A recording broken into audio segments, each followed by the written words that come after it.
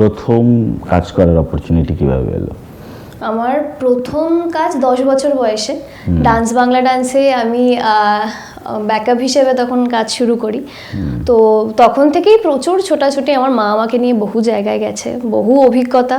আমার খুব মানে শর্ট টার্ম মেমোরির একটা প্রবলেম আছে আমার, আমি মনে রাখি না, রাখতেও চাই না।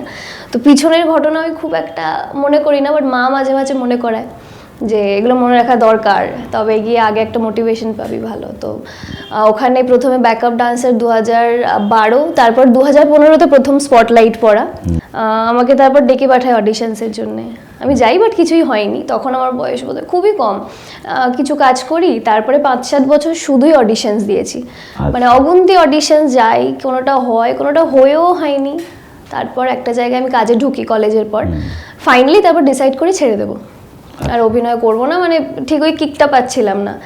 আর যখনই ছেড়ে দিই তখনই আমার কাছে আমার প্রথম প্রজেক্ট, যেটা হিরোইন হিসেবে, সেটার কল আসে, এবং তারপরে তো এখানে আমি।